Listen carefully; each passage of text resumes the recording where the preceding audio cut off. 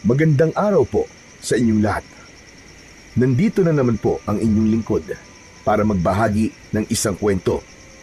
At ang kwento natin sa araw na ito ay tungkol sa kambal na sina Cain at Abel. Sila ang mga batang biniyayaan ng mutya ng tubig at apoy. Sa murang edad, kinailangan nilang harapin ang mga nilalang na sumira sa kanilang pamilya, minsang kabilugan ng buwan. Ano nga ba ang nangyari sa gabi ng kabilugan ng buwan? Sino o ano ang mga nilalang na umatake sa kanila? At bakit sila pinuntirya? Ano ang tunay na kapangyarihan ng mutya ng tubig at apoy? Sapat ba ang kanilang kakayahan para mailigtas ang kanilang mga mahal sa buhay? Ano kaya ang gagawin nila kapag nalaman nilang pwedeng mas lumakas sila kung isa na lang ang may hawak ng dalawang mutya? Pipiliin pa rin kaya nilang magtulungan o pipiliin nilang maglaban para sa kapangyarihan? Ngunit bago ang lahat mga idol, huwag po nating kalimutan mag-subscribe at i-hit ang notification bell sa aking YouTube channel na The Voice Addict at Apong Isaak para sa mas marami pang makapigil hiningang kwentong aswang at katatakutan mula sa mundo ng kababalaghan. Umpisahan na po natin ang kwento. Ano ba? Kahit kailan talaga bagal mo. Bilisan mo naman dyan. Paggabi na Mapapagalitan na naman tayo ni nanay eh. Ayang ka na naman eh. Nang aasar ka na naman. Bakit ba? Mabagal ka naman talaga. Ako na nga lang ulit. Akin na nga yung timba. Nakadalawang balik na ako eh. Ikaw isa pa lang. Lagi na lang akong lugi sa trabaho sa'yo. Eh bakit mo kasi binibilisan? Nagpapabibo ka lang naman kay tatay at nanay eh. Gusto mo, ikaw ang magaling palagi. Abat, hoy, at sabihin mo, tamad ka lang. Kaya ganyan ka. Sinasadya mong bagalan ng kilos mo. Eh kung tutuusin nga, kayang-kaya mo sana to eh. Kung ginamit mo yung kapangyarihan mo na kontrolin ng tubig, eh di sana, hindi tayo nagtatagal sa pag-iigib ng tubig. Ano? Gusto mong gamitin ko ang kapangyarihan ko? Sigurado ka? Gusto mo ulitin ko yung sinabi ko? Bakit? Bigi ka ba? Hindi. Pero kasi 'di ba? Kabilin-bili na ni nanay na wag nating gagamitin ang kakayahan natin sa mga ganito. Ayaw nila na may makakita sa ating ibang tao. Sige na, gamitin mo na. Wala naman tao, wala makakakita. Utusan mo na yung tubig na kusang punuin ng timba. Eh di gamitin. Sinabi mo eh. Dahan-dahang itinaas ni Cain ang kanyang dalawang kamay sa ere. Nakapikit siya. Maya-maya ay may marahang ugong na nanggaling sa ilalim ng balon. Unti-unti ang tubig mula sa loob nito ay nagsimulang tumaas. Parang may humahatak na hindi nakikitang puwersa. Paikot ang galaw, paakyat. Yan! Yan, ganyan nga! Kung kanino pag ginawa yan, di sana, hindi na tayo napagod. Kanina pa sana tayo tapos. Ikaw kasi. Lalong tumaas ang tubig hanggang sa ito ay lumagpas na sa bungad ng balon. Ngunit imbis sa mga timba ito dumiretso, buong lakas na sumaboy ito kay Abel. Kaya naman, buong katawan ng bata ay nabasa. Tuloy-tuloy ang pagbuhos ng tubig sa kanya. Ano ba? Cain! Ano bang ginagawa mo? Tama na! Dahil sa pagkabasa ng lupa, naging maputik ito at naging madulas. Napaupo ang batang si Abel. Tama na! Ano ba, Cain? Baka malunod ako, tama na! Itinigil na ni Cain ang kanyang ginagawa. Napatitig ito sa kanyang kakambal na tila isang basang sisiw ng mga oras na yon. Nagsimula itong umubo. Ang lamig! Ay, bakit mo naman kasi ginawa yun? Ang sakit sa ilong eh. Pasensya na. Hindi ko sinasadya. Anong hindi mo sinasadya? Sinadya mo, kitang-kita ko eh. Sabi ko na nga sorry, di ba? Hindi ko kasi maayos na nakontrol eh. Ikaw kasi ang kulit-kulit mo eh. Puro ka nalang pang-aasar. Sinungaling! Sinadya mo to. Ang sabi ko, tulungan mo ko. Hindi ko sinabing paliguan mo ko. Tignan mo itong damit ko, oh. Basang-basa na. Oo nga, basa ka na. At mukha ka ng basang palaka dyan sa putikan. Bagay sa'yo yan, Abel. Ang yabang-yabang mo kasi. Wala ka naman palang binatbat. Ako mabagal lang ako. Pero ikaw, lampa ka. Ganon. Walang binatbat pala ah. Tumayo si Abel at itinapat ang kanyang mga kamay sa dibdib. Nakalahad ang mga palad. Sa isang iglap, lumabas ang apoy mula dito. Maliit sa una, parang sindilang ng kandila, pero unti-unting lumaki. Ang paligid ng kanyang palad ay nagliwanag at maging ang kanyang mga mata ay nag-aalab na parang may apoy. Teka Abel, huminahon ka. Wala ka naman balak na sunugin ako ng buhay, di ba? Makikita mo ngayon kung sino walang binatbat sa ating dalawa. Mas lalong lumagablab ang apoy sa kanyang mga kamay. Abel, tama na, huwag ka na magalit. Nagbibiro lang naman ako eh. Baka masunog ako. Tama na, Abel. Bakit ako kanina? Muntik mo na rin akong lunurin sa tubig mo ah. Abel, sorry na, seryoso. Sorry na talaga, hindi ko sinasadya. Biro lang talaga yun. Huwag ka na magalit. Mula sa loob ng kanilang bahay, narinig ng mag-asawa ang sigawan ng kambal. Doro, mukhang nag-aaway na naman ang mga anak mo. Halika, tingnan nga natin. Tumango si Mang Doro. Mabilis silang tumayo at lumabas ng bahay. Paglabas ng mag-asawa, bumungad sa kanila ang eksena. Si Cain ay nanginginig sa kanyang kinatatayuan, habang si Abel naman ay hawak pa rin ng apoy sa kanyang mga kamay. Abel, ano namang kalokohan yung ginagawa mo? Patayin mo nga yung apoy. Dali! Mabilis nilang nilapitan ang dalawa. Agad na niyakap ni Aling Milen si Cain, samantalang hinawakan naman sa balikat ni Mang Doro si Abel. Huminto si Abel. Dahan-dahan niyang ibinaba ang kanyang kamay. Unti-unting lumiit ang apoy hanggang sa tuluyang naglaho. Pinasok nila sa bahay ang dalawang bata at sa loob ng munti nilang tahanan, umupo sila sa bangko na gawa sa kawayan. Tahimik ang lahat. Nasa harapan ng dalawang bata ang kanilang mga magulang. Kita sa mukha ng mga ito ang pagkadismaya at galit. Gumamit na naman kayo ng kapangyarihan. Napatungo si Cain, hindi makatingin sa kanyang mga magulang. Si Abel naman ay tahimik lang. Parehas nilang alam na nalabag na naman nila ang utos at bilin ng kanilang ama at ina. Ilang beses ba naming sasabihin sa inyo na wag kayong gagamit ng kapangyarihan ng basta-basta, lalo na sa labas, lalo na't pwedeng may makakita. Anak, hindi kayo tulad ng ibang bata dito sa baryo. Kayo lang dito sa Baryo Paraiso ang may ganyang kapangyarihan. Kung sakaling may makakakita sa inyo, baka magpanik ang mga tao, baka magkagulo, baka mapag-isipan kayong masama, baka mapahamak pa kayo. Tandaan nyo, hindi lahat ng tao ay makakaintindi sa tulad nyo. Alam nyo naman dito sa baryo, kapag may nakita silang kakaiba, agad silang natatakot. Ayaw naming dumating ang araw na pagsisisihan nyo to. Kaya paulit-ulit namin sinasabi, itago nyo ang kapangyarihan nyo hanggat maaari. Ginagamit lang yan sa tamang oras at sa tamang dahilan. Mga anak, ginagawa lang namin to para sa inyo. Dahil mahal namin kayo.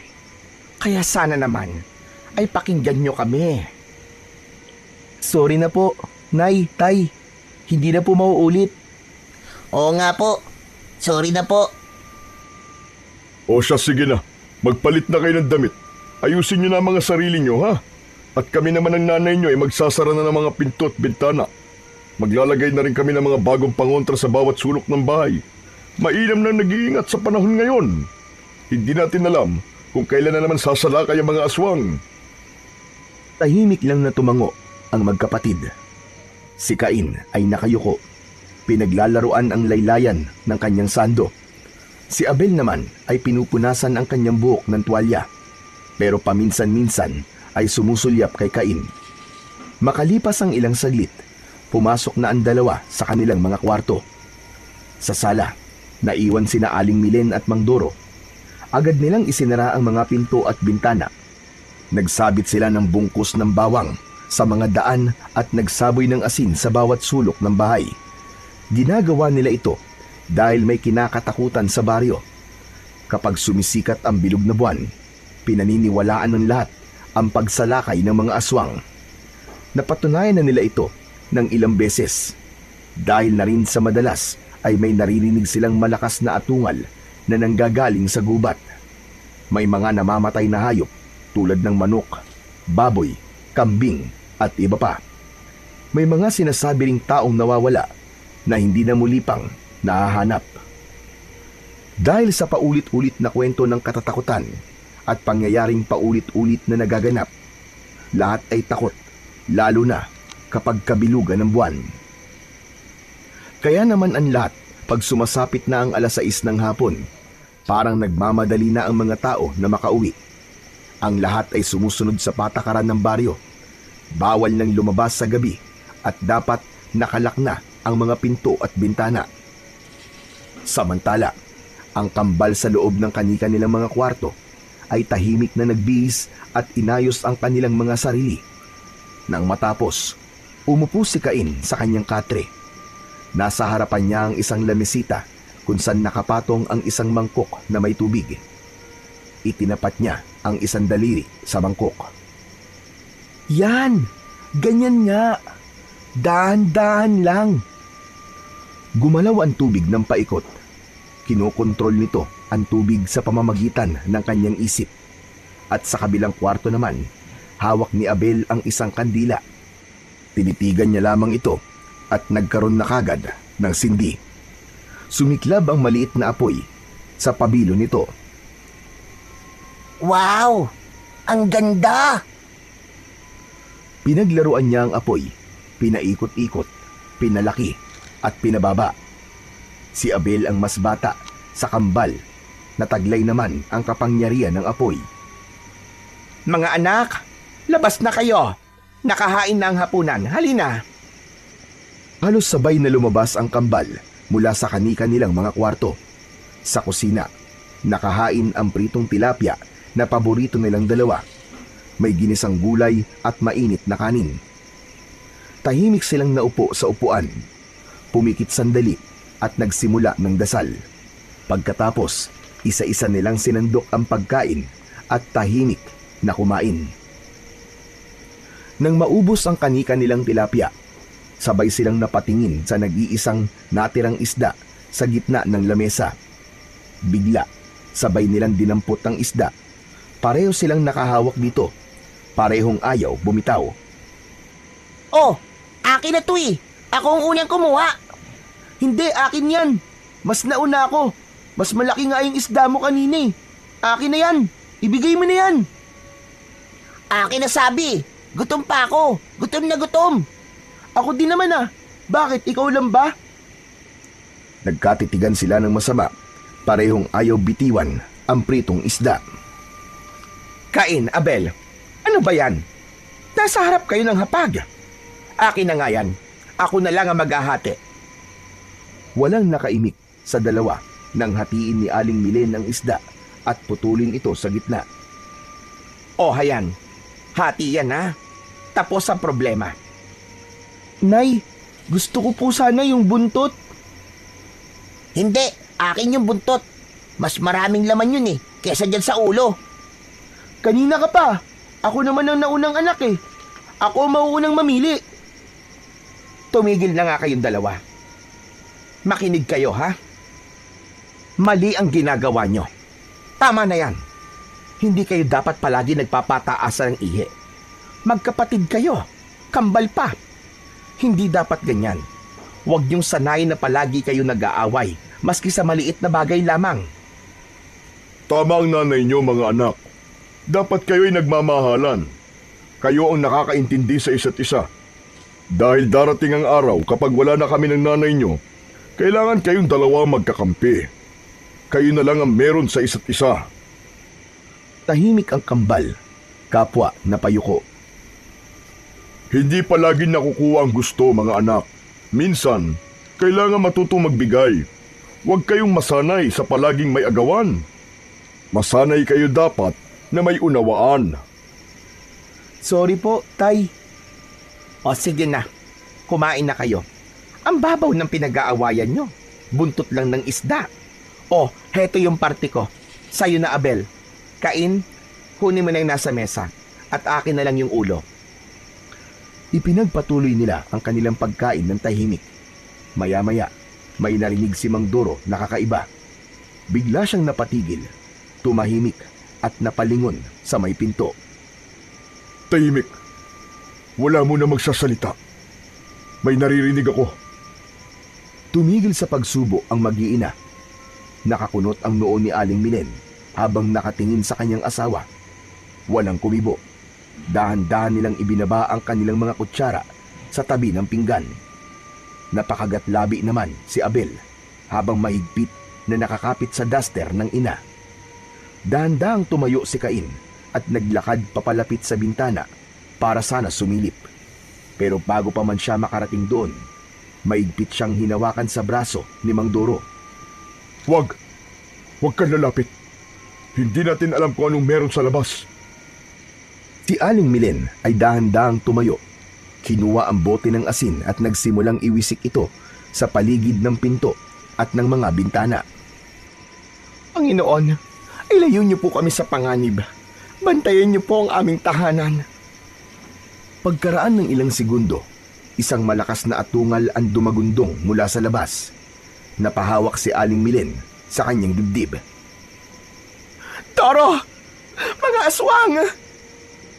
Matapos ang malakas na pagsigaw ni Aling Milen, sumunod na narinig nila ay ang malalakas at mabibigat na mga yabag. Parang may dambuhalang nilalang na tumatakbo sa labas ng kanilang bahay. Yumayanig ang saig sa bawat takbang. Cain! Abel! Sa loob kayo! Bilis! Mabilis na inalis ni Mandoro ang upuang kawayan. Inalis niya ang tila carpet na nakatakip sa saig at tumambad doon ang isang butas na sakto para sa dalawang bata. Diyan kayo magtago. Kahit na anong mangyari, huwag kayong lalabas at huwag kayong mag-iingay. Naiintindihan niyo ba? Opo, Tay. Bago pumasok sa butas ang dalawang bata, inabot muna sila ni Aling Milen at mahigpit na niyakap. Mahal na mahal namin kayo mga anak, ha? Kung may mangyari man, puntahan niyo ang lolo niyo. Hindi kayo nun pababayaan. Nay, bakit po kayo nagsasalita ng ganyan? Ano po bang mangyayari? Tama na. Huwag na kayo maingay, baka marinig pa nila kayo. Basta't sundin niyo na lamang ang mga bilin namin. Huwag kayong mag-iingay. Sige na mga anak. Nay, mahal na mahal din po namin kayo. Tumango si Aling Milen. Pagkatapos nun, pumasok na sa loob ang kambal. Agad namang isinara ni Mang Doro ang taguan. Maingat na ibinalik nito ang karpet at inayos ang upuan sa ibabaw. Walang makikitang palatandaan na may taguan doon. Magkayakap ang kambal. Madilim, mainit at malakas ang kanilang paghinga dahil sa kaba. Anong gagawin natin, Cain? Sundin na lang natin sila. Hintayin natin matapos to. Kasi baka pagalitan tayo kapag sinuway natin ang utos nila. Baka... Natigilan si Cain nang may marinig na malakas na kalabog sa bubong. Napahigpit ang hawak nila sa isa't isa. Kasunod nito ay ang mga sigawan, kalabog ulit at tunog ng mga kasangkapang nababasag. Tumagal ito ng ilang minuto. Parang may labanang nangyayari. Ilang sandali pa ang lumipas. Biglang tumahimik ang paligid. Wala nang ingay. Tapos na ba? Tignan natin, Abel. Dahan-dahang iniangat ni Cain ang takip, sabay sumilip. Ano? Ano nakikita mo? Makalat, Abel. Ang daming nasira. Sila nanay at tatay, nasaan? Wala eh. Hindi ko sila nakikita. Dahan-dahang tumayo si Abel. Iniangat din ang takip para sumilip. Nalungkot siya sa kanyang nakita. Muli siyang napaupo at umiyak. Huwag ka nang umiyak.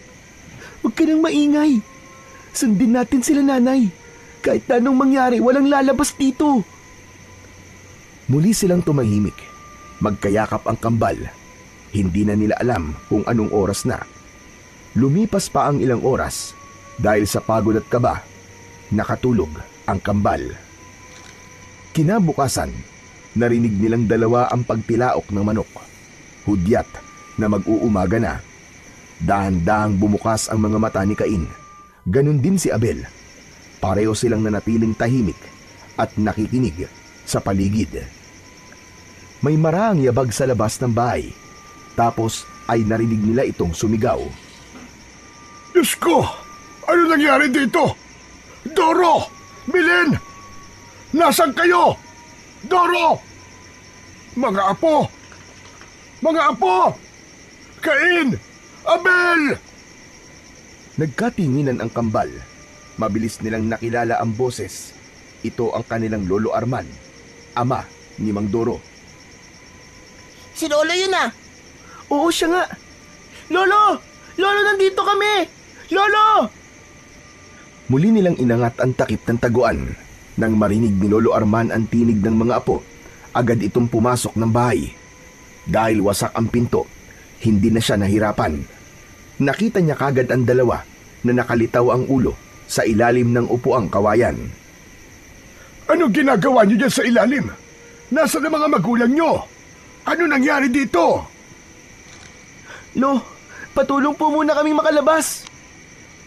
Agad na inalis ni Lolo Arman ang upuan at sa katuluyang inilihis ang karpet sa taguan ng kambal. Tinulungan niya ang mga itong makaahon. Daan-daan lang. Sige, lumabas na kayo mga apo. Nang makalabas ang dalawang bata, agad nilang niyakap ang matandang lalaki. Parehas silang napaiyak. Lolo, nasan po sila nanay at tatay? Hindi ko alam mga apo. Ano ba kasi nangyari dito? Bakit wasak ang bahay niyo? May sumalakay po dito kagabi, Lo. Sabi po ni nanay, mga aswang daw po yun. Ano ka mo? Mga aswang? Opo, kaya po kami tinago ni tatay dito sa butas para daw di kami makita ng mga aswang. Diyos ko, salamat sa Diyos at buhay kayo. Pero Lolo, nasan po kaya sila nanay at tatay? Baka kung ano na po nangyari sa kanila. Agad na nagbasid sa paligid ang matanda. Nakita niyang sira-sira ang buong lugar. Wasak ang dingding, pinto at may bakas ng dugo sa sahig. Napayuko ito. Wala sila dito. Hanapin po natin sila, Lolo. Tulungan niyo po kami, Lo. Oo naman, siyempre. Hahanapin natin sila. Hindi tayo susuko kahit na ano pang mangyari. Ano pong gagawin natin, Lo? Kailangan niyong maging matapang. Kayong dalawa magkapatid. Maililigtas niyo sila. Tama po kayo, Lo. Ewan ko nga kung bakit po kami tinago. Kaya naman po namin ipagtanggol ang aming mga sarili. Kaya naman namin silang protektahan. Anong ibig mo sabihin? Hala ka, di ba bawal sabihin yun? Huwag mo sabihin, magagalit si nanay.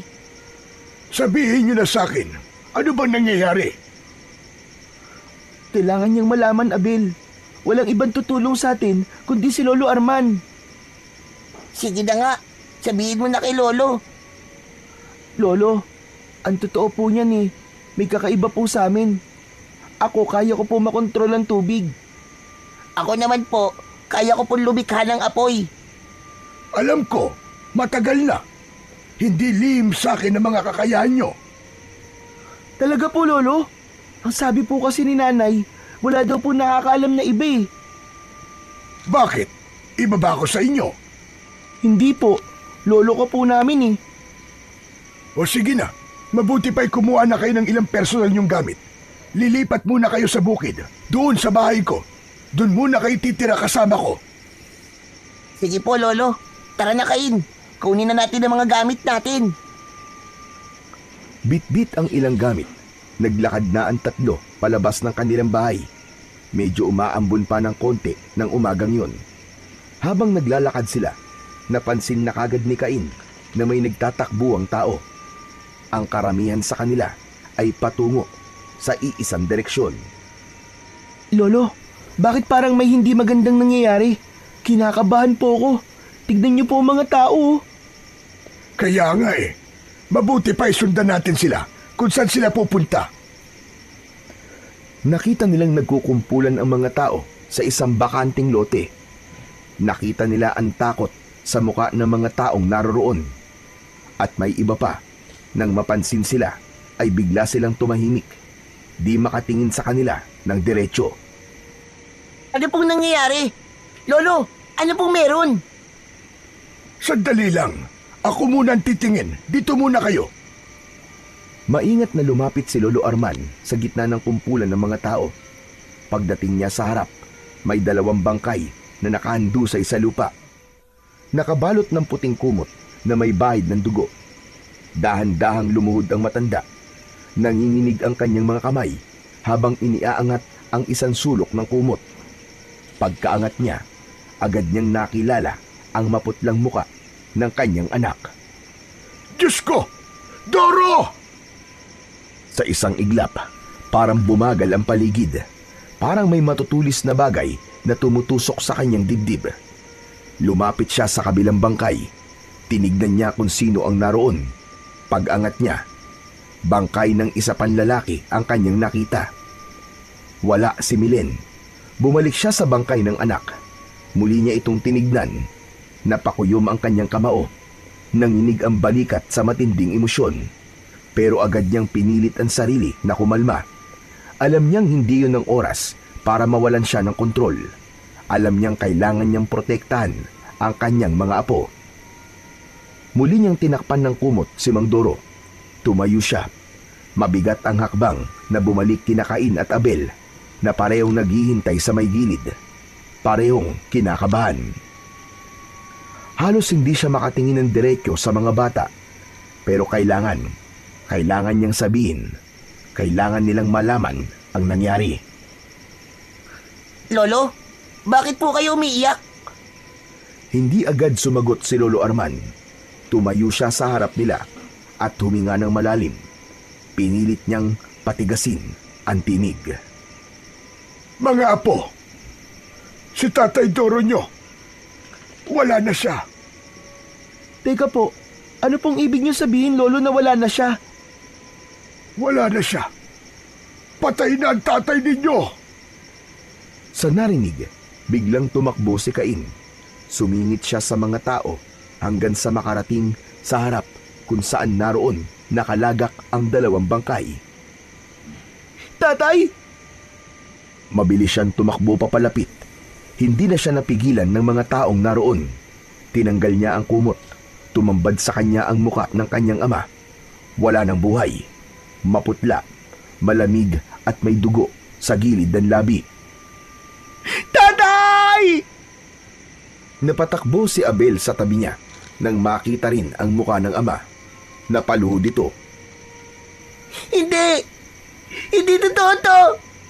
Tay! Tay, gising na po! Gumising po kayo, Tay! Gumising po kayo dyan! Pinagsusuntok ni Abel ang lupa. Samantalang si Cain ay hinawakan ang malamig na kamay ng ama. Nanginginig ang kanyang mga daliri at tuloy-tuloy ang pagtulo ng kanyang mga luha hanggang sa niyakap na niya ang bangkay. Tay, hindi pwedeng ganito. Hindi niyo po kami pwedeng iwan, Tay. Wag po. Sinong gumawa nito, Lolo? Yung mga aswang ba na yun ang pumatay kay Tatay? Hindi pa natin alam. Pero sisiguraduhin kong malalaman natin ang totoo, mga apo. Dapat lang. Kailangan managot ang pumatay kay Tatay. Susunugin ko sila talaga ng buhay. Mabilis na niyakap ni Lolo Arman si Abel. Naramdaman niya ang mabilis na pag-init ng katawan nito. Natakot ang matanda na baka mawalan ito ng kontrol. Alam niyang sa 2 kambal, si Abel ay mas mapusok at madaling uminit ang ulo. Mabilis itong magalit. Natakot ang matanda na baka hindi nito makontrol ang sarili at mabunyag sa lahat ang kanilang sikreto. Ayaw din ng matanda na may madamay silang mga inosenteng tao. Apo, tama na yan. Huwag mong hayaang lamunin ka ng galit. Tama na. Mas hinigpitan pa ng matanda ang pagkakayakap niya sa kanyang apo. Huminahon ka, Apo. Hindi ito ang tamang oras para ipakita ang totoo niyong sarili. Maraming mga mata ang nakatingin. Baka matakot sila sa inyo. Napaluwa si Abel. Napasubsob ito sa dibdib ng matanda. Ang mga tao naman sa paligid, bagamat hindi nagsasalita, ay halatang naaawa sa sinapit ng kambal. Samantala, pasimpleng binulungan sila ng kanilang lolo. Mga apo, mabuti pa umuwi na muna tayo sa bahay. Hindi kayo ligtas dito. Ako na ang bahala sa lahat ng kailangang ayusin para sa inyong ama. Ako na mag-aasikaso. Sige po, Lolo. Pero nasan po si nanay? Wala po siya rito. Nasan siya? Hahanapin natin ang nanay niyo. Huwag kayo mag-alala. Hindi tayo titigil hanggat hindi natin siya nakikita. Tara na! Tumayo si Cain at Abel. Ngunit bago lisanin ang lugar, muling nilingon ni Cain ang bangkay ng kanyang ama. Bumulong ito sa kanyang isip. Ipinapangako ko, Tay. Hahanapin po namin si nanay at gaganti tayo. Ipaghihiganti namin ang pagkamatay niyo. Tahimik silang naglakad patungo sa bukid kung saan naroon ang bahay ni Lolo Arman. Pagdating doon, agad na inihanda ng matanda ang isang bakanting silid. Dito na muna kayo. Matulog kayo para makapagpahinga. Mamaya kumain kayo. Magluluto ko bago umalis. Babalik ako sa baryo para asikasuhin ang bangkay ng tatay nyo. Para maiuwi na siya dito. Ano pong plano, Lolo? Huwag na nating patatagalin ang lamay. Bukas na bukas din ay ililibing na natin ang tatay nyo. Bakit po ang bilis? Biktima ng aswang ang tatay nyo. Dahil doon, mas mabilis ang pagkabulok ng katawan niya. Tsak na di yun kakayanin ng gamot.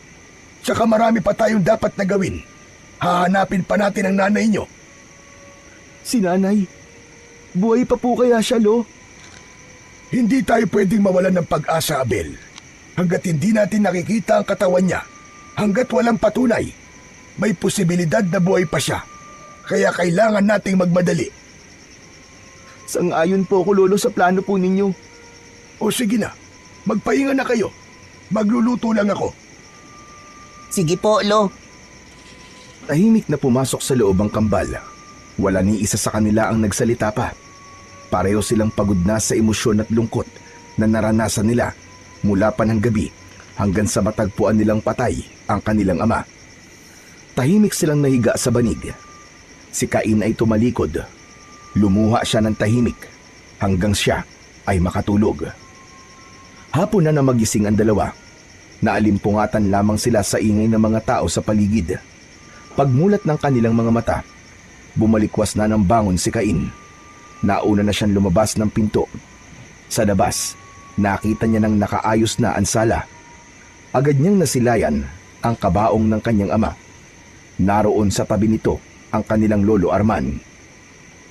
Lolo? O, gising ka na pala. Andito na ang tatay mo, iyo. Tumango si Cain. Lumapit siya sa kabaong at tumayo sa harap nito. Pinagmasdan niyang mabuti ang muka ng ama.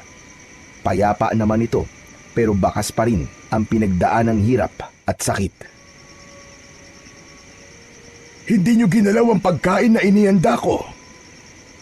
Kagigising ko lang po, Lo. At sigurado po ako, ganun din po si Abel. Parehas po kaming hindi nagising kanina, kaya hindi po ako nakakain. Ayos lang naman iyo.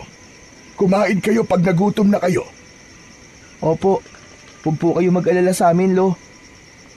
Ilang sandali ang lumipas.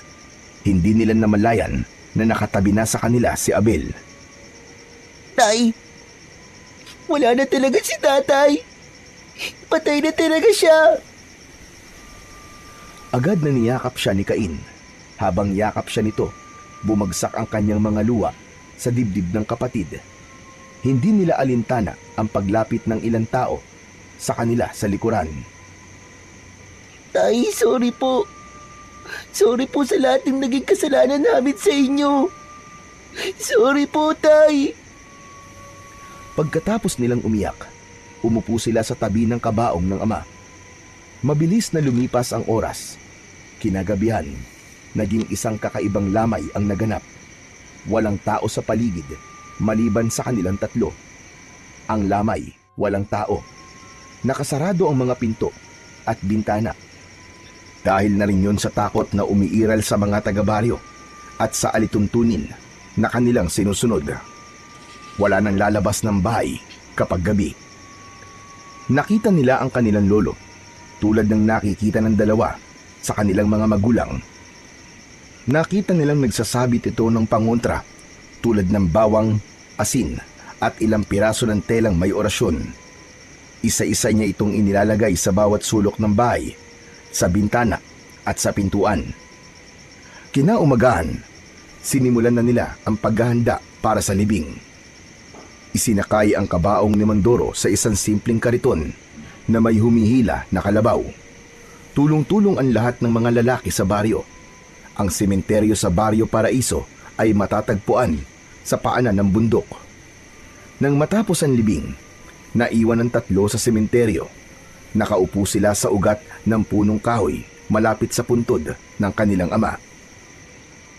Nasa na kaya si nanay? Alam kaya niya nangyari kay tatay? Hindi ko alam. Pero alam man niya o hindi, sigurado ako malungkot siya ngayon. Alam mo naman si nanay, di ba?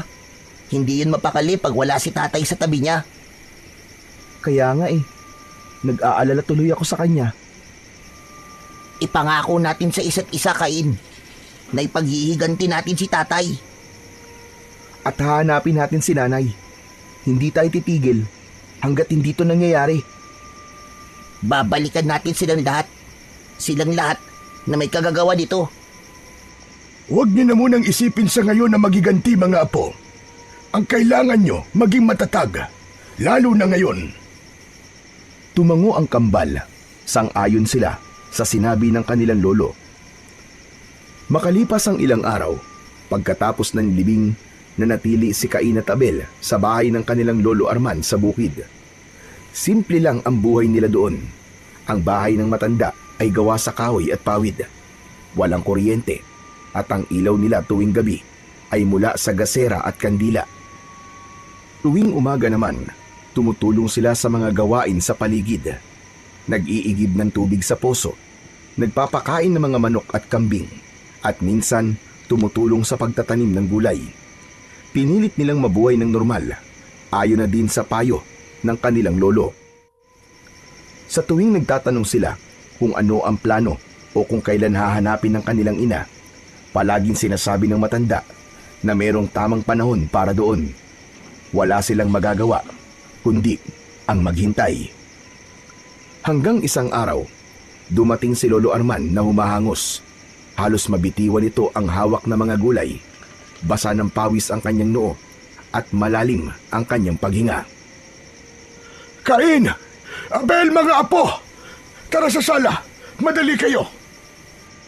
Nagulat ang magkapatid. Nagkatinginan sila bago mabilis na tumakbo papunta sa sala.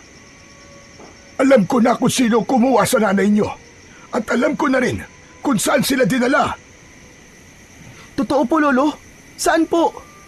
Puntahan na po natin, Lolo. Miss na miss ko na po si nanay eh. Hindi pwede. Hindi pa ngayon. Bakit po? Ngayon alam na natin kung nasan siya, ano pa pong hinihintay natin? Kasi mga apo, ang kumuha sa kanya ay hindi basta-basta. Hindi sila mga karaniwang aswang lang. Sila ay mga miyembro ng isang kulto. Mga halimaw na pinagsasama-sama nila ang kanilang mga lakas. Bakit? Ano pong kinakatakot nyo sa kanila, Lo? Kaya nga po, Lo. Matagal na po talaga kami nagtataka. Bakit parang ayaw nyo kaming palabanin sa mga aswang na yan? Kung hindi sana kami tinago ni nanay at tatay nun, baka hindi pa nangyari to. Kaya ko naman silang puksain ng apoy ko eh. At kayang-kaya ko po silang lunurin ng tubig ko. Mali kayo. Hindi nyo sila kaya. Hindi nyo pa sila kaya. Marami sila. Malakas ang kanilang puwersa. Kung ganon, anong silbi ng kapangyarihan namin, Lo? Paano namin mababawi si nanay? At paano namin mabibigyan ng katarungan si tatay kung hindi naman pala sapat ang meron kami? May paraan. Pero hindi madali. Kailangan nyong magsanib puwersa. Kailangan matutunan nyo kung paano gamitin ang kapangyarihan nyo ng sabay. Kapag nagtagumpay kayo, makakalikha kayo ng isang malakas na sandata na kayang tumalo sa kahit na anong nilalang. Anong sandata po yun, Lo? Hindi ito isang pisikal na sandata, kundi isang malakas na enerhiya na nabubuo lang kapag nagkakaisa ang apoy at tubig. Hindi ito basta-basta lumalabas. Kailangan nyo munang matutunan kung paano ito likhain at kontrolin. Ang ibig niyo po ba sabihin, kailangan namin magsanay? Tama ka, Abel. Kailangan nyong magsanay. Pero bakit ngayon niyo lang po sinasabi to sa amin? Hindi sana nung mailibing po si tatay nagsimula na po tayo. Sayang po yung naaksaya nating oras. Walang naaksayang oras, Apo. Dahil hindi ko pa naman alam noon kung sino ang kakalabanin natin. Ngayon ko lang nalaman. Kaya ngayon ko lang nasabi kung ano ang pwede nating gawin. Sino po ba talaga yung kalaban natin, Lo? Sila ay tinatawag na mga Sangres El Negro. Isang grupo ng mga aswang na pinagsama-sama ang iba't ibang anyo ng kadiliman. Ano po? Sangres El Negro? Ano pong ibig sabihin nun, Lo? Dugong itim. Yun ang ibig sabihin ng pangalan ng kanilang grupo. May tinatawag silang pinuno. Siya ang pinakamalakas at pinakamabangis sa kanila. Ano pong itsura nila, Lolo Arman? Iba-iba. Ang mga miyembro nila ay mula sa iba't ibang angkan at uri ng aswang. May lipak, mga aswang na sobrang bilis at walang balat sa katawan. May sumang, aswang na lumilipad tuwing gabi at sumisip-sip ng dugo habang natutulog ang mga tao. May ugad, mga aswang na nakatira sa ilalim ng lupa at umaakyat tuwing gabi para manghila ng kaluluwa. Lahat po ba sila? Nasa isang grupo lang, Lo? Tama ka, Abel. Lahat sila sumusunod sa iisang utos ng kanilang pinuno. At ang layunin nila ay kunin ang lahat ng may mutya sa katawan. May mutya sa katawan? Ibig sabihin, si nanay at tatay may mutya. Hindi, Abel. Wala silang ganun na po. Ang talagang sadya nilang kunin ay kayo. Dahil alam nilang may kapangyarihan kayo. Pero bakit? Paano po nilang nalaman yun? Kapag ginagamit nyo ang inyong kapangyarihan, naglalabas yun ng enerhiya at malamang sa malamang ay may nakaramdam sa inyo. Pwede ring nakita nila mismo na ginamit nyo to. Kaya hindi aksidente ang pagsalakay nila sa bahay nyo. Planado na talaga yun. Kasalanan mo to, Abel eh. Kung di mo sana ako inasar nun, hindi ko sana ginamit yung kapangyarihan ko. Bakit ako sisisihin mo, Cain? Ginusto ko ba yung ganito? Sa palagay mo, gusto ko yung nangyayari. May sarili ka naman desisyon na. Kung ayaw mo, ayaw mo. Wala makakapilit sa'yo. Kaya yung paggamit mo sa kapangyarihan ng tubig nun, ginusto mo din yun. Tama na, tama na. Hindi makakatulong ang pag-aaway niyong dalawa. Hindi na nagsalita ang kambal. Napatango na lamang si Abel, sabay sulyap sa kanyang kakambal. Si Lolo Arman naglakad paikot, parang may malalim na iniisip. Ayoko kayong nakikitang nagkakaganyan. Kayo na lang ang natitirang pag-asa. Kung hindi kayo magtutulungan dalawa, paano pa natin masasagip ang nanay nyo? Anong gusto niyo pong gawin namin, Lolo Arman? Tulad ng sinabi ko kanina, kailangan nyong magsanay na dalawa. Sige po, Lo. Gagawin po namin ng lahat para kay tatay. At para kay nanay. Mabuti. Simula bukas, maaga tayong gigising. Magsisimula na kayo sa inyong pagsasanay. Lumapit si Lolo Arman sa dalawa at marahan niyang pinatong ang kamay sa balikat ng magkapatid. Akong bahala sa inyo. Alam ko kung ano ang gagawin. Madaling araw pa lang ay ginising na ni Lolo Arman ang kambal. Gumising na kayo. Tara na, maglalakad pa tayo. Saan po tayo pupunta, Lo? Di ba't sinabi ko na, magsasanay kayo ngayon? May alam akong isang lugar, sagradong pok, tahimik at ligtas doon. Walang ibang tao, Walang makakagambala sa atin. Mabilis na naghanda ang kambal. Nag-ayos na sila. Pinabitbit ni Lolo Arman ng isang bayong kay Cain at si Abel naman ay kumakain pa ng tinapay. Lumabas na sila ng bahay at nagsimulang tahakin ang daan papunta sa sagradong puok. Tinahak nila ang matarik na daan paakyat sa bundok. Tahimik ang paligid. Tanging yabag ng kanilang mga paa sa tuyong dahon ang maririnig. Lo, matagal pa po ba? Malapit na. Yung lugar na pupuntahan natin, dun ako sinanay ng aking ama. Talaga po, Lo? Bakit po pala kayo sinanay din? Katulad niyo po ba kami? May kapangyarihan din po ba kayo? Oo, katulad nyo rin ako. Dumadaloy sa ating mga ugat ang dugo ng mga ninuno nating mga antingero. Antingero? Yung mga gumagawa po ng agimat? Tama, pero hindi lang sila basta may agimat. Tagapangalaga rin sila ng sinaunang kaalaman ng mga mutya, orasyon at dasal na kayang magpagaling, magprotekta at minsan makipaglaban. Ibig sabihin, Lo, kaya namin gumawa ng agimat? Oo naman. Tignan niyo to. Dahan-dahang inilabas ni Lolo Arman mula sa ilalim ng kanyang damit ang isang kwintas. Nakalambitin sa itim na lubid ang isang itim at pulang bato, kasinlaki ng hinlalaki. Lolo, yan po ba ang agimat nyo? Tama ka, Abel. Ginawa ko to nung kasing edad nyo lang ako. Ito ang paborito kong agimat. Ayos po yan ah. Nakakabilib ka naman po, Lolo. Paano niyo po ginawa yan? Ginawa ko to mula sa pinagsama-samang sangkap na mula sa kalikasan. Gusto ko din po ng ganyan, Lolo. Gusto ko din gumawa ng ganyan. Hindi basta-basta ang paggawa ng mga ganito. Dapat buo ang loob mo. Dapat malinaw ang dahilan mo kung para saan ito gagamitin. Huwag kayong mag-alala. Kaya niyong gumawa ng ganito, pero hindi pa ngayon. May misyon pa tayong dapat natapusin. Opo, Lolo. Tama po kayo. Dapat unahin po natin ang pagsasanay para mailigtas na po natin si nanay. Bago pa mahuli ang lahat. Sandali lang po, Lo. May hindi po ako naiintindihan eh. Sabi po nyo, parehas po tayong antingero. Kayo po may tanga na agimat. Pero hindi naman po namin nakikita ang kapangyarihan nyo. Pero kami, wala po kaming suot na ganyan. Pero may kapangyarihan po kami. Magandang tanong yang Cain. Ang dapat niyong maintindihan ang pagkakaiba. Ang isang tunay na antingero, hindi palaging nakikita ang kanyang kapangyarihan sa panlabas. Hindi ito palaging nasa anyo ng kwintas, pulseras o di naman kaya ay isang mutya.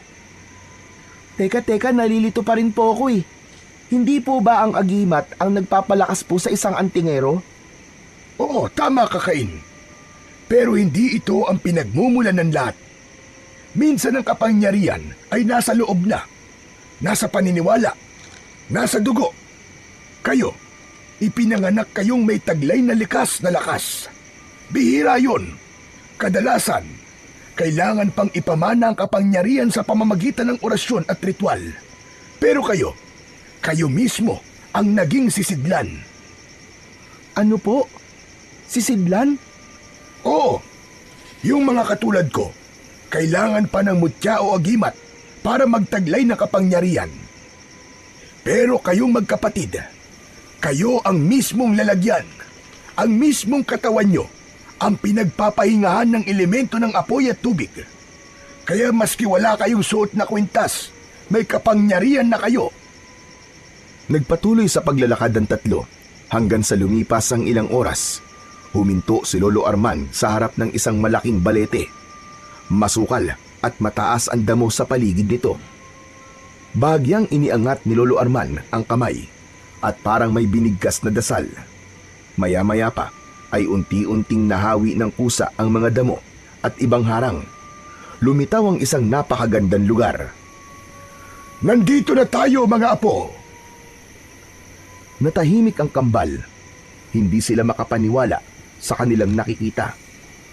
Sa tuktok ng bundok ay bumungad sa kanila ang isang lugar na napakaganda. at mistulang paraiso. Malawak ang tanawin, parang isang lihim na paraisong iniingatan ng kalikasan. Sa gitna ng lugar ay may isang malinaw na bukal. Mula rito ay dumadaloy ang tubig papunta sa isang makipot na sapa. Sa paligid ng bukal ay may mga batong kulay abo at puti. Ang mga bulaklak sa paligid ay hindi pangkaraniwan. May kulay bughaw, pilak at kahit kulay ginto. Tumitingkad ang damo, parang kinulayan ng pintor ang buong tanawin. Sa di kalayuan, tanaw nila ang hamog na bumabalot sa kabundukan na parabang niyayakap ng ulap ang buong paligid. Malamig ang simoy ng hangin. Ang lugar ay tila isang sagradong espasyo na hindi pa naaabot ng ingay ng mundo. Wow! Ang ganda dito! Para tayong nasa panaginip, Cain. Kaya nga, Abel. Pero parang may nararamdaman akong kakaiba. Para bang may malakas na enerhiya sa lugar na to. Nakakain. Meron ngang malakas na enerhiya dito. At ang enerhiyang yun ang nagpapasagrado sa lugar na ito. Yun din ang pumoprotekta dito. Hindi ito basta-basta natatagpuan ng kung sino man. Konti lang ang nakakapasok dito. Yun lang ang pinahihintulutan. Anong klaseng lugar po, Tulo? Parang mahiwaga. Saka bakit po sagrado? Ito ang pulong. Dito nakatira dati si Mapiyagan. Isang diwata na may 2 ulo. Siya ang tagapangalaga ng lugar na ito. Nagkatinginan sina Cain at Abel. 2 po ang ulo niya? Isa siyang nilalang na isinilang upang balansin ang 2 magkasalungat na elemento, ang apoy at ang tubig. Ang lugar na ito ang pugad ng kanyang kapangyarihan, at mula rito, iniluwal ang 2 mutya. Ang mutya po ng apoy at tubig. Tama ka, Abel. Ito ay mga uri ng mutya na hindi kayang hinahawakan ng pisikal na kamay. Saglit na natahimik ang lahat. Alam niyo ba, nung kasing edad niyo ko, naging kaibigan ko si Mapiyagan. Ano po? Naging kaibigan niyo po ang diwatang may 2 ulo? Oo nga. Bakit mukhang hindi ka naniniwala? Mabuti po't hindi po kayo kinain, Lolo Arman. Hindi. Hindi naman siya halimaw para kumain ng bata. Isa siyang nilalang na mabait at makatarungan na tagapangalaga. Noon, madalas kami maglaro dito. Hanggang sa lumaki na ako at naging seryoso na sa itinuturo ng aking ama. Hindi ko na siya madalas mapuntahan. Ano na po nangyari sa kanya? Andito pa rin po ba siya, Lolo? Parang gusto ko po siyang makilala. Wala na siya. Patay na. Hala, namamatay din po pala mga diwata? Oo. May hangganan din ang kanilang buhay. At kung kailan sila mamamalagi sa mundo natin at sa mundo nila, namamatay sila sa natural na paraan at pwede ring mapatay. Lolo Arman, paano po siya namatay? Nung bumalik ako dito, nakita ko siyang sugatan.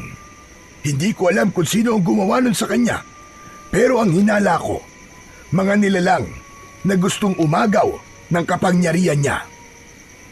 Hindi ba siya lumaban, Lo? Hindi ba niya kayang ipagtanggol ang sarili niya? Di ba't makapangyarihan siya?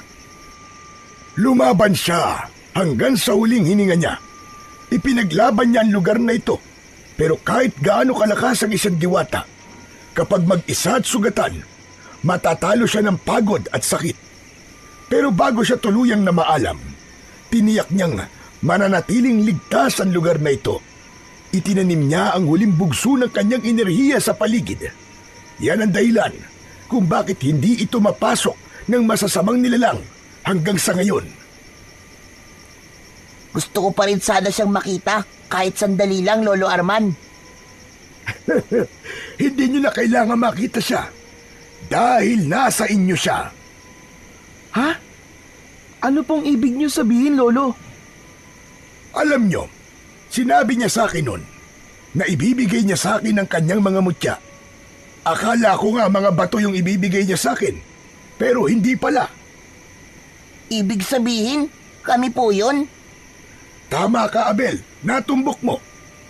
Matagal ko kayong hinintay. Binata pa ako nun. Wala akong ideya sa sinasabi niyang ang aking mga mutya, mabubuhay silang katulad mo, Arman. Iyon pala, kayo ang tinutukoy niya. Noon, hindi ako sigurado kung kailan kayo darating. Pero alam kong darating kayo. At nang dumating na kayo sa buhay ko, agad kong naramdaman ang koneksyon. Ang apoy kay Abel at ang tubig naman ay kay Cain. Kayo ang buhay na mutya, ang huli niyang pamana sa akin. Habang nagsasalita ang matanda, napansin niyang tila umiilaw ang bukal. Naglakad siya palapit. Lumapit kayo rito. Sumunod ang kambal. Paglapit nila sa bukal, napansin nilang may lumutang na dalawang maliliit na liwanag. Ang isa ay kulay kahel at ang isa naman ay kulay bughaw. Umikot ang mga liwanag sa katawan nila. Sa kadahan-dahang pumasok sa kanilang dibdib. Napapikit sila pareho. Naramdaman nila ang init at lamig sa parehong oras. Parang may bumulong po sa akin. Narinig mo ba yun, Abel? Oo, narinig ko. Parang may bumabati sa atin. Nararamdaman niyo na ba siya? Opo, Lolo Arman. Yan ang alaala niya. Hindi niya na kayang magparamdam sa atin sa kanyang dating anyo. Pero ang kapangyarihan niya ay nabubuhay sa loob niyo. Huwag niyong sayangin. Kayong dalawa, kayo ang iniingatan niyang mga mutya. At ngayong narito na kayo, panahon na para kilalanin ang sarili niyong lakas. Pinatayo niya ng tuwid ang kambal sa magkabila ang gilid ng bukal. Si Cain sa kaliwa at si Abel naman sa kanan. Mahinahon pero may otoridad ang boses ni Lolo Arman habang nagtuturo. Ang unang aral na dapat niyong matutunan ay ang tamang paghinga. Kapag hindi tama ang inyong paghinga, hindi aagos ang enerhiya sa inyo. Ganito po ba, Lolo? Huminga ng malalim si Abel at saka ibinuga ng malakas. Hindi ganyan. Pilit yung paghinga mo eh. Damhin nyo lang. Ipikit nyo ang inyong mga mata. Saka kayo dahan-dahang huminga. Inhale. Exhale. Inhale. Exhale. Yan. Ganyan nga. Sige lang. Tuloy lang mga apo.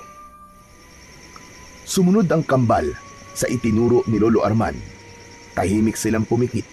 Dahan-dahan silang huminga. Una ay malalim na paglanghap, saka mahinang pagbuga sa hangin. Sa bawat tinga, unti-unting bumabagal ang tibok ng kanilang puso. Nagsisimula na silang kumalma. Si Abel, naramdaman ang init na dumarampi sa kanyang dibdib. Si Cain naman ay parang nababalot ng malamig na hangin. Nang matapos nilang matutunan ang tamang paghinga, muling lumapit si Lolo Arman sa gitna ng bukal. Ngayon naman, subukan niyong pakiramdaman ang paligid. Subukan niyong damhin ang inyong kapangyarihan. Tahimik na tumango ang kambal. Unang inunat ni Abel ang kanyang mga palad. Nakaramdam siya ng banayad na init mula sa kanyang dibdib, pababa sa kanyang mga braso.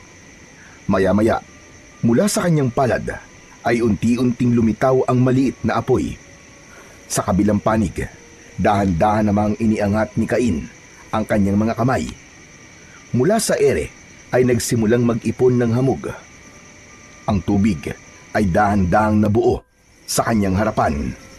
Nagpatuloy sila hanggang sa mapansin nilang mas maayos na nilang nakokontrol ang tubig at ang apoy. Ngunit makalipas ang ilang sandali, biglang nasobran si Abel. Biglang lumaki ang apoy sa kanyang kamay. Kumalat ito sa damuhan. Agad namang kumilos si Cain at sinabuyan ng tubig ang paligid bago pa tuluyang masunog ang buong lugar. Anong ginagawa mo, Abel? Bakit ganun? Hindi ko naman sinasadya eh. Bigla na lang lumakas eh. Oh, wag na kayong magtalo. Ganyan talaga. Bahagi yan ng proseso. Masasanay din kayo. Konting practice pa. Pero baka masira namin ang lugar na to, Lolo. Alin ba ang nasira? Napatingin sa paligid ang kambal. Ang mga damong natupok ng apoy muling bumalik sa dati nitong anyo. Parang walang nangyaring pagkasunog. Hala, ano pong nangyari? Bumalik lang sa dati. Hindi ba't sinabi ko na sa inyo, ang lugar na ito ay protektado ng kapangyarihan ni Mapiagan. Huwag na kayong magtaka sa mga hiwagang nakikita nyo dito. Grabe, ang astig. O sige na, ituloy nyo na yan. Ikaw naman, Cain. Muling nag-ipon ng tubig sa ere si Cain. Ngunit siya man ay nawalan ng kontrol. Ang tubig ay naging tila isang ipo-ipo. Kumawala ito sa kanyang kamay at lumusong sa tubig. Lumaki ng lumaki ito at papunta sa direksyon kung saan nakatayo si Abel. Cain, yung tubig! Baka matamaan ako! Nataranta si Cain. Gusto niyang pigilan pero nahirapan siya hanggang sa nawala na siya ng kontrol. Cain, huwag kang matakot. Ikalma mo lamang ang iyong sarili. Napalingon siya kay Lolo Arman. Huminga siya ng malalim. Muling itinaas ang kanyang mga kamay. Saka dahan-dahang ipinikit ang mga mata. Inhale. Exhale. Inhale. Exhale. Sa isip niya, inabot niya ang tubig. Ang malikot na ikot ay unti-unting bumagal. Hindi pa rin siya tumigil sa paghinga. Pilit niyang pinapanatiling kalmado ang kanyang loob. Ilang saglit pa, ang tubig na papunta kay Abel ay huminto ilang pulgada na lamang ang layo bago tumama sa katawan ng kapatid.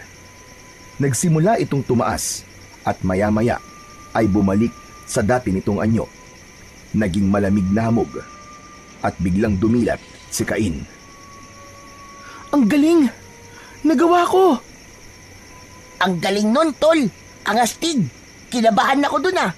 Akala ko katapusan ko na. Pasensya ka na, Abel ha. Hayaan mo. Hindi ko na hayaang maulit yun. Napailing si Lolo Arman, ngunit napangiti. Alam niyang ito na ang simula. Unti-unti, natututo ang kambal. Hindi lang sa paggamit ng kapangyarihan, kundi sa pakikinig, pagtutulungan at pagtanggap sa kahinaan ng isa't isa. Nagpatuloy sila sa kanilang pag-iensayo.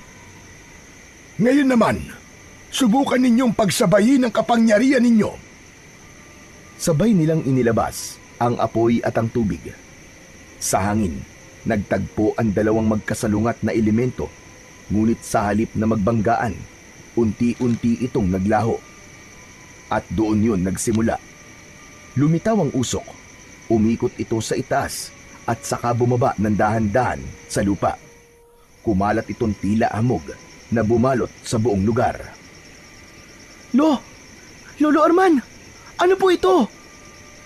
Yan ang sinasabi ko. Ang singaw na yan ay lason sa balat ng mga aswang. Kapag dumikit ito sa kanila, kaya nitong tunawin ang laman nila na parang asido.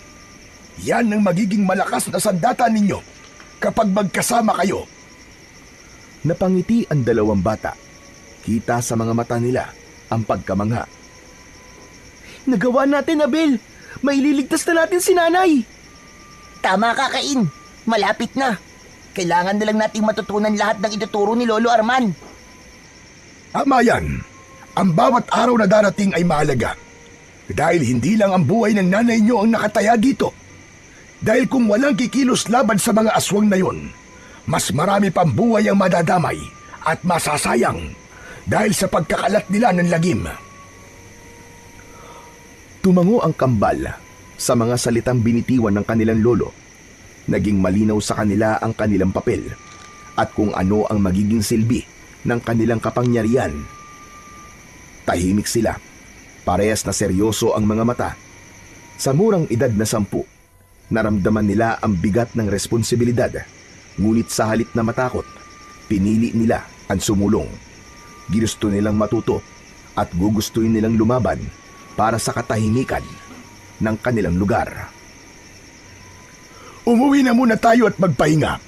Bukas ng umaga, babalik tayo dito para sa muling pagsasanay ninyo.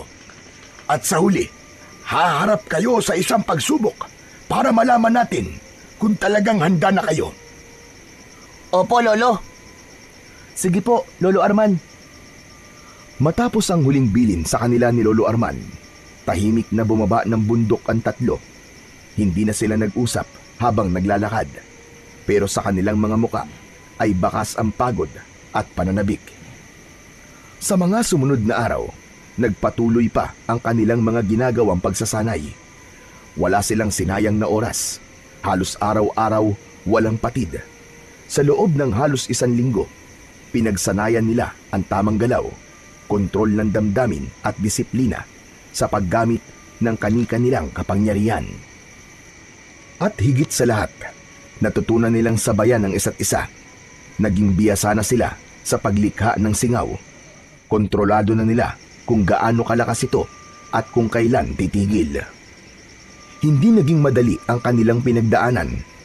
Nagkakamali din sila minsan, pero sa bawat pagkakamaling nagagawa ay naging daan ito para lalo silang tumibay at para lalong matuto. Hanggang sa dumating na ang araw na kanilang inaabangan. Ang araw ng kanilang unang pagsubok. Madaling araw pa lang ay gising na ang kambal. Tahimik silang naghanda. Si Lolo Arman ay naghihintay sa labas ng bahay. Hindi pa nito sinasabi kung saan sila pupunta at kung ano ang eksaktong gagawin nila. Pero batid ng kambal na sa araw na yon, gagawin na nila ang kanilang unang pagsubok. Lolo, handa na po kami. Mabuti naman. Ano? Tara na. Tumango ang kambal at sinimulang sundan ang kanilang Lolo Arman papasok sa gubat. Lolo, ano po bang gagawin namin? Maghintay kayo. Mamaya pagdating natin sa lugar, saka ko ipapaliwanag. Ilang sandali pa ay dumating na sila sa isang malawak na bahagi ng gubat. Sa gitna nito ay may isang malaking puno. Matanda na ito. Baluktot ang katawan at halos wala ng dahon. Ang balat nito ay tuyo na at nagbibitak-bitak. Ang ilan sa mga sanga ay putol na at may ilang bahagi na itim na parang sunog. Ngunit buhay pa ito. May maliit na kumpul ng berdeng dahon sa pinakaibabaw. Pilit na sumusubok mabuhay.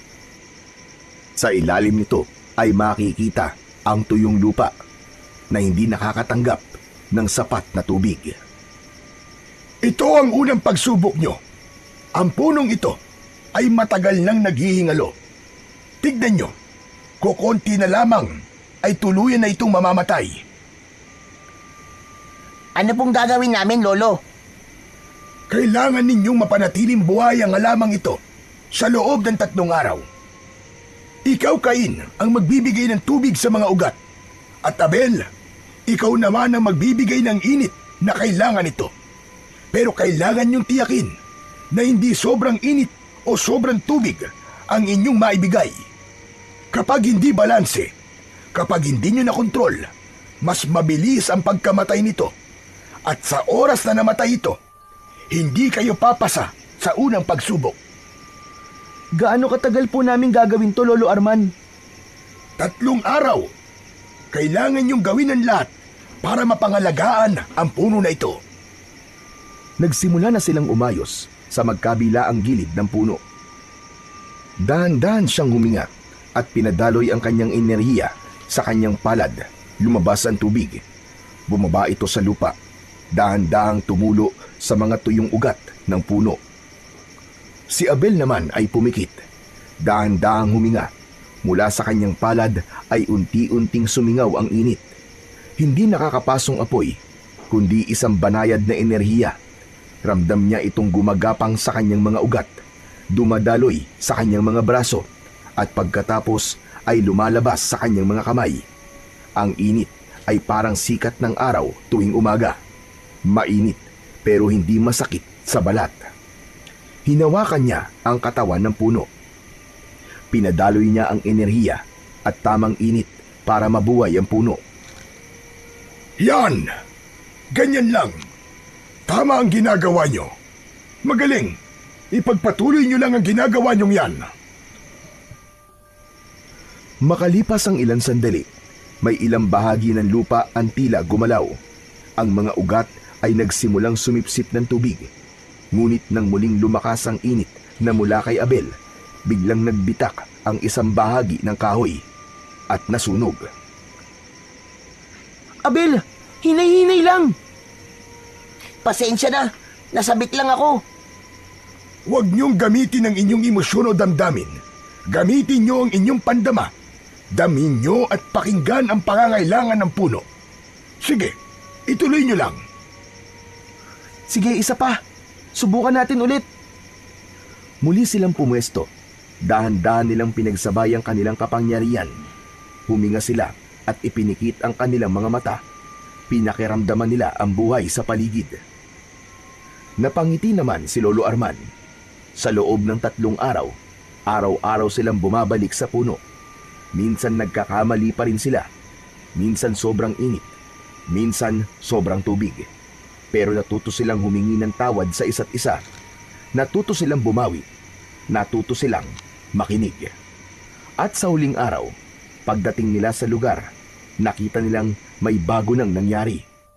Ang puno, lumago na ang mga dahon sa itaas. Ang katawan nito ay hindi na gaanong katuyo at mukhang mas matibay na. Ang mga ugat nito ay nagkakulay na ang mga sanga at tinubuan na rin ng maliliit na usbong ng mga dahon. Tignan mo, Abel. Nabuhay na talaga ang puno. Grabe, hindi ko akalaing mangyayari to. Parang isa lang siya to yung kahoy dati. Ngayon parang buhay na. Nagpalitan sila ng ngiti. Para sa kanila, malaking tagumpay na ang kanilang nagawa. Nasabik silang malaman ito ng kanilang lolo. Sa araw na yon ay pinauna na sila ng matanda. May mahalagang lakad kasi ito na dapat gawin. Pero nangako na susunod sa kanila para malaman kung pasado ba sila o hindi. Ilang oras ang nakalipas, nakaramdam ng pagkabagot si Abel. Hay, medyo nakakainip na. Napatitig si Abel sa puno at bigla itong tumahimik. Parang may bumabagabag sa kanya. Abel, ayos ka lang ba? Oo, may naiisip lang ako. Sa palagay mo ba, buhay pa si nanay? Ha? Bakit mo naman naitanong?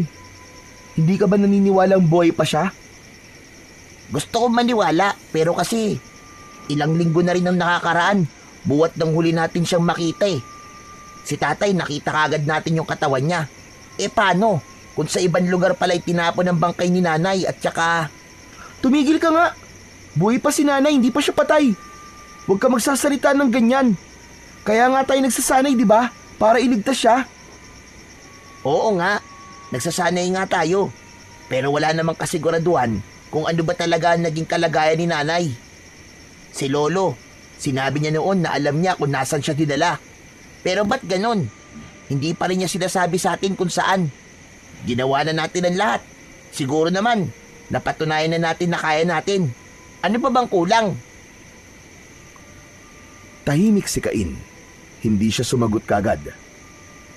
Cain, paano kung tayong dalawa na lang ang maganap? Handa naman na tayo, di ba? Hindi pwede, Abel. Si Lolo ang nakakatanda sa atin. Siya ang nakakaalam na mabuti sa hindi. Kailangan sundin natin siya. Sundin? Di ba't nung gabi na kinuha nila si tatay at nanay? Sumunod tayo nun, di ba? Hindi tayo lumabas sa taguan. Hindi tayo nag-ingay, pero ano nangyari? Napahamak sila. Namatay si tatay. Anong pinagkaiba nun? Nagulat si Cain sa biglang pagputok ng damdamin ng kapatid.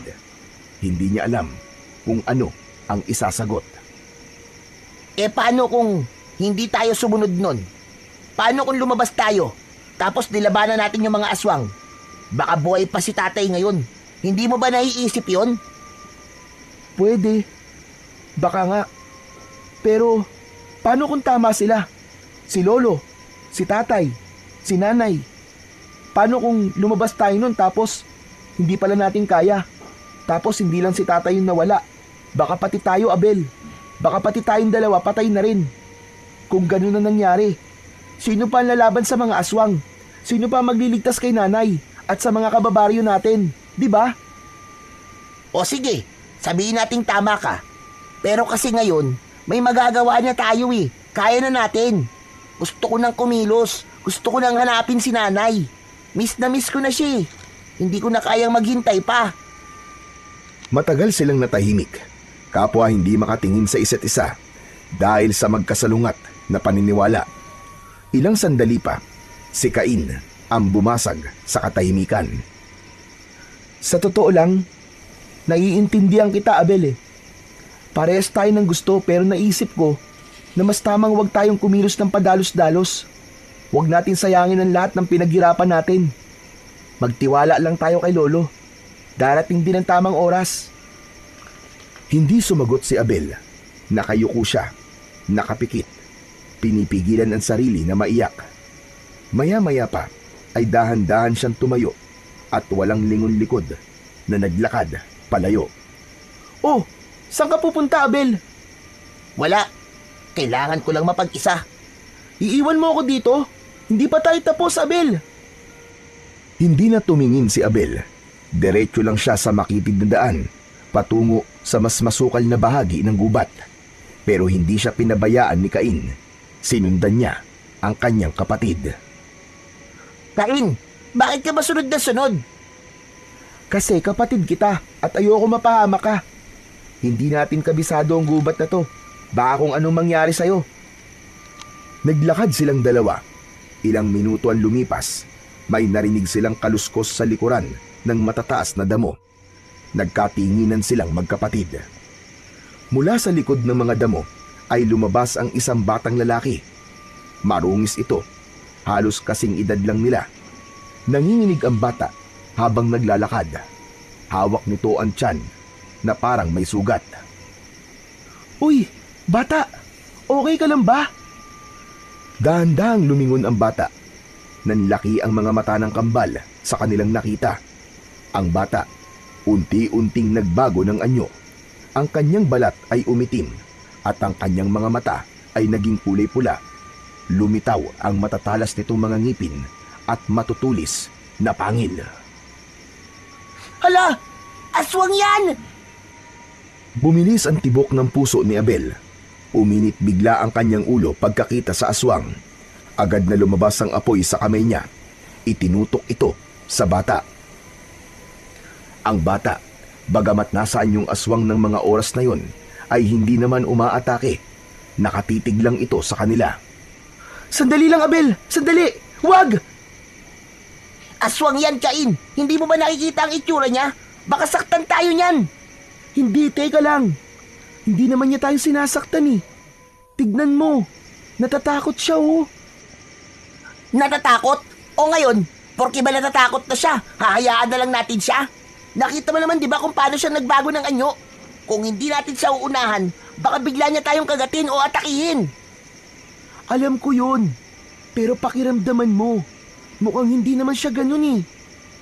Teka lang, kanina pa ako nakakalata sa'yo ah. Ipinagtatanggol mo ba ang batang aswang na yan? Kailan ka pa naging tagapagtanggol ng mga aswang ha? Nakalimutan mo na ba ang ginawa nila sa pamilya natin?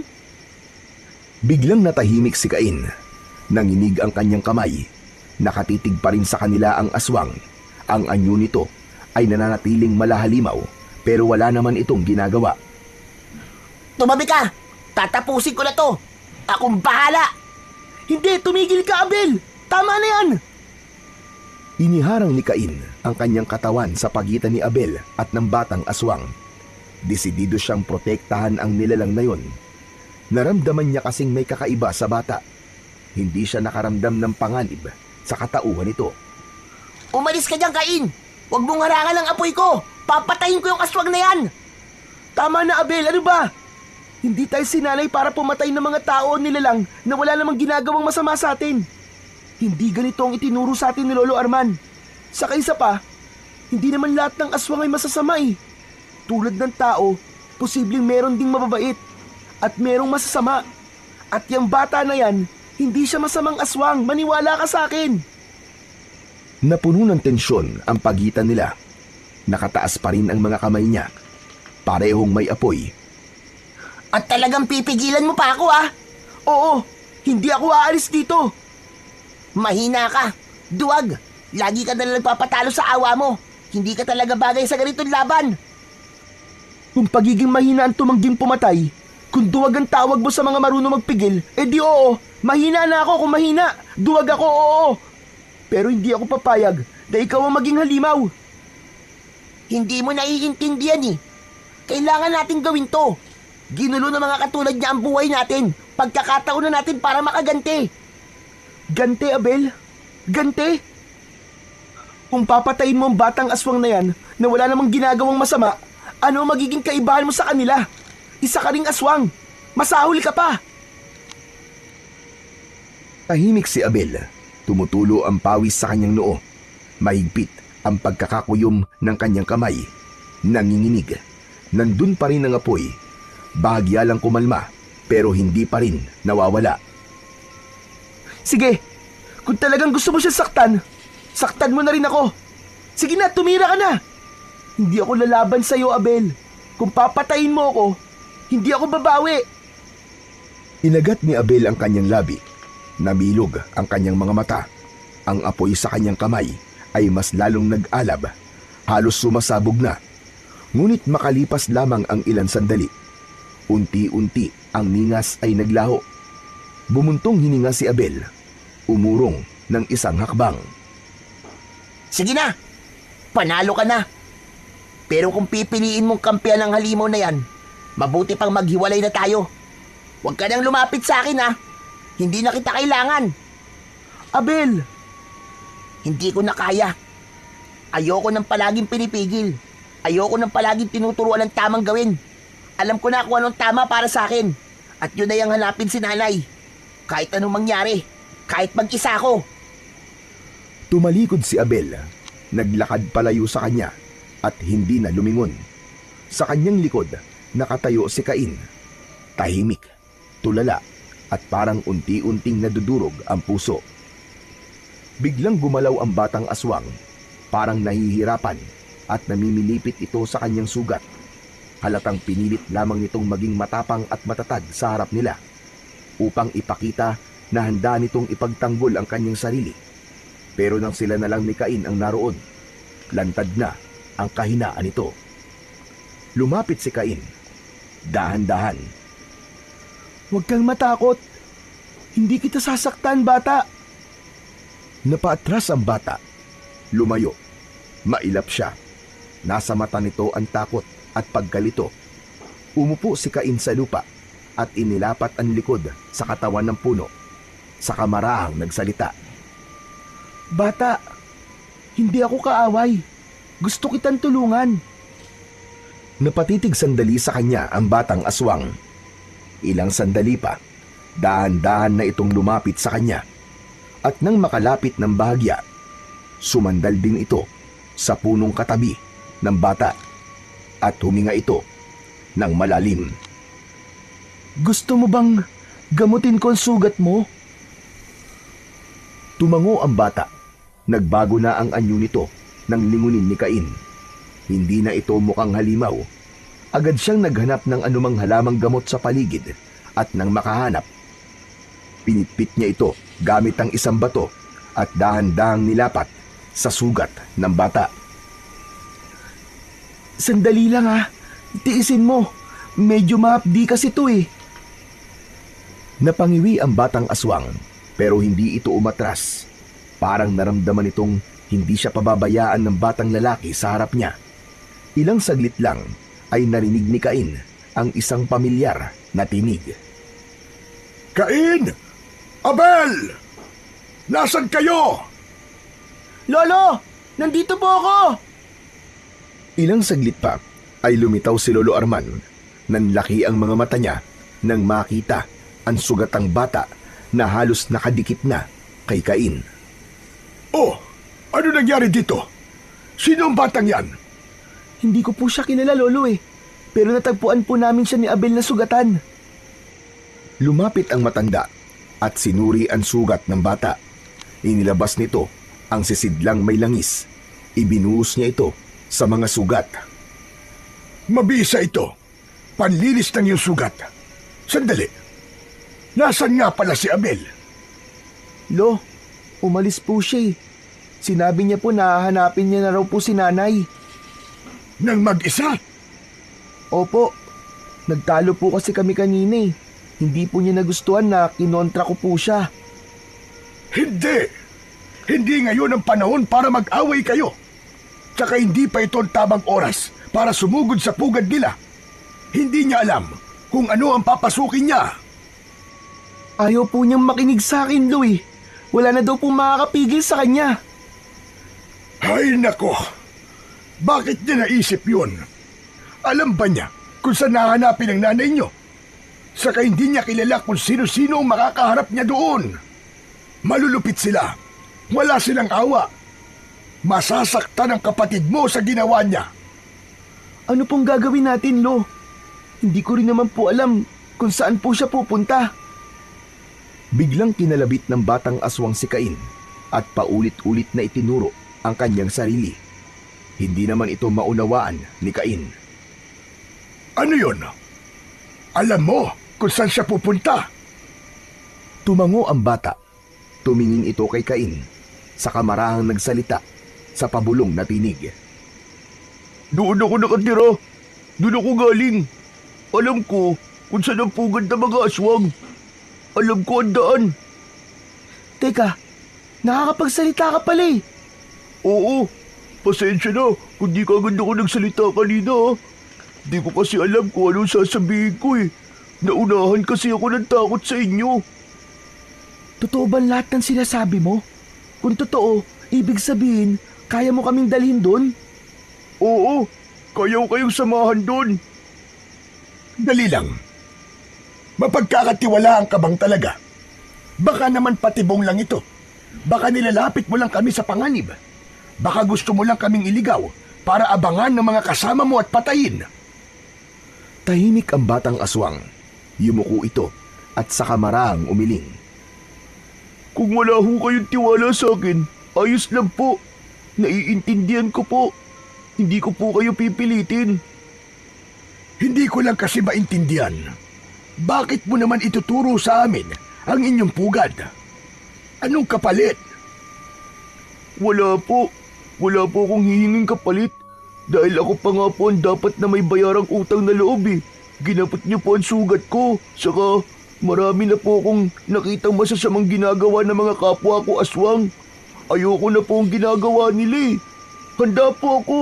Handa po akong tulungan kayo para mailigtas si Abel. Parang ayokong maniwala. Nabuhay po ako. Na, ang alam ko dati, ayos lang po ang pumatay. Okay lang po ang kumain ng laman at dugo ng tao. Pero nung may nakilala akong babae na dinala nila sa pugad, doon na po nagbago ang lahat. Ano ka mo? Babae? Sinong babae yun? Si Nanay Milin po. Ang nanay! Siyang nanay ko! Ano? Nanay mo si Nanay Milin? Kung ganun, kayo yung palagi niyang kinikwento sa akin na kambal niyang anak. Kami nga yun. Kami nga. Kumusta ang nanay ko? Okay lang ba siya? Ayos lang siya. Pero kung hindi natin siya mababawi hanggang mamayang gabi, hindi na natin siya maaabutan ng buhay. Ha? Anong ibig mo sabihin? May gagawing ritual mamayang gabi at ang Nanay Milin, makakasama siya sa ritual na yun. Literal na magiging bahagi dahil kasama sa ritual ang pagpapatulo ng dugo. Papatayin nila ang nanay mo. Papatayin nila mamayang gabi. Hindi pwedeng mangyari yun, Lolo. Kung totoo ang sinasabi niya, kailangan natin bilisan. Hindi natin pwedeng pabayaan si Abel o si Nanay. Tama ka. Kaya kahit hindi ako sang-ayon sa ganitong plano, sinubukan kong itaka si Nanay Milin. Pero hindi ako nagtagumpay eh. Kaya hito na pala ako. Sinaktan nila ako at pinalayas, Cain. Wala na tayong oras para maghintay pa. Pagsabi nun, nagsimula na silang maglakad. Samantala si Abel naman ay mag-isa at pilit na nilalabanan ang kaba sa kanyang dibdib. Patuloy siyang naglalakad sa loob ng gubat. Hindi niya iniinda ang gasgas sa kanyang binti, ang putik sa kanyang mga palad o ang mga sanga ng punong sumasabit sa kanyang damit at balat. Lahat ng ito ay baliwala sa kanya. Ang tanging nasa isip niya ng mga sandaling yon ay ang hanapin at mailigtas ang kanyang ina. Makikita rin kita, nanay. Malapit na po ako. Biglang kumunot ang noon ni Abel. Naalala niya ang sinabi sa kanila ng kanyang ina at ama. Sa oras ng pangangailangan, silang dalawa ang dapat na magkampihan. Hindi naman po ako yung may kasalanan eh. Siya po yung kumampi dun sa aswang na yun eh. Sa isip ni Abel, siya ang tama. Siya ang nasa katwiran. Ngunit muli, tila siya nahimasmasan nang maisip muli ang isa pang palaging bilin sa kanila. Huwag magpataasa ng ihi. Matutong magpakumbaba.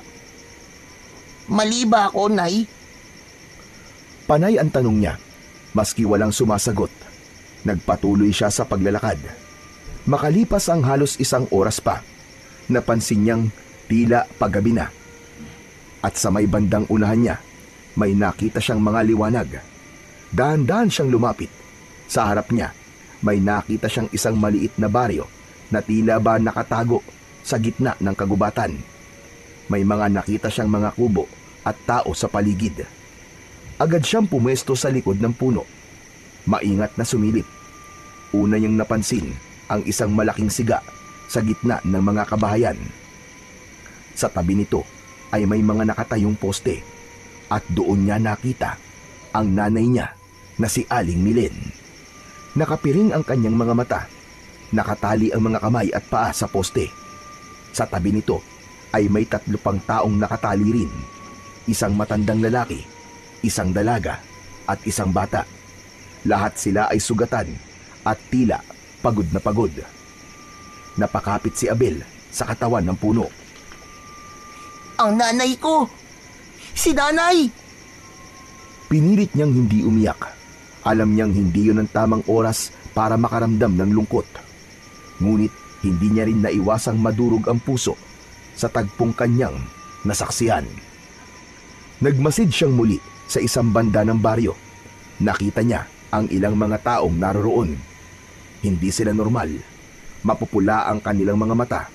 Ang iba ay sobrang payat at marurumi. Parang may pinaghahandaan sila. May mga inaayos na mga malalaking palayok, mga lamesang mahahaba at iba pang dekorasyon. Naramdaman niya kagad na may masamang binabalak ang mga ito. Napakagat siya sa kanyang mga labi. Gusto niya nang sumugod. Gusto niyang sunugin ang buong baryo na alam niyang baryo ng mga aswang. Pero alam niyang hindi yun madali. Mag-isa lamang siya. Hindi niya alam kung ilan ang kalaban at alam niyang ang anumang gagawin niyang hakbang ay maaaring makasama sa kanyang ina. Mali nga ako. Tama si Cain. Tama si Lolo. Pero kung hindi ako gagalaw, baka mahuli na ang lahat. Napapikit siya. Galit at takot ang nararamdaman niya. Muli siyang napatingin sa kanyang ina. Nakita niyang may isang matandang aswang na lumapit kay Nanay Milen. Hinaplos nito ang pisngi ng kanyang ina at saka ngumisi. Nanindig ang balahibo ng bata nang makita yon. Iniligtas po kita, Nay. Hintayin mo ako. Papunta na ako dyan. Ngunit bago pa siya makagalaw, isang matangkad at payat na aswang ang biglang sumulpot mula sa kanyang likuran. Hinablot siya nito sa batok at ibinalibag sa lupa. Nagulat si Abel. Napasigaw siya at agad na bumangon. Sinubukan niyang maglabas ng apoy mula sa kanyang mga kamay. Tinunog niya ang aswang na yon. Ngunit dahil sa ginawa niya, natawag nito ang halos lahat ng atensyon ng lahat ng aswang na naroroon. Hindi niya nakaya ang lakas ng kanilang puwersa. Bago pa siya makalaban, naramdaman niya ang matatalim na kamay na pumulupot sa kanyang mga braso at binti. Itinali ang kanyang mga kamay at paa. Dinala siya sa gitna ng bulwagan kung saan naroon din ang kanyang ina. Nilagyan ng piring ang kanyang mga mata. Nay! Anak! Abel, ikaw ba yan? Opo, Nay. Nandito po ako para iligtas ka sana pero natalo po ako. Pasensya na po, Nay. Bakit, anak? Bakit ka nagpunta pa dito? Hindi mo na dapat ginawa yun.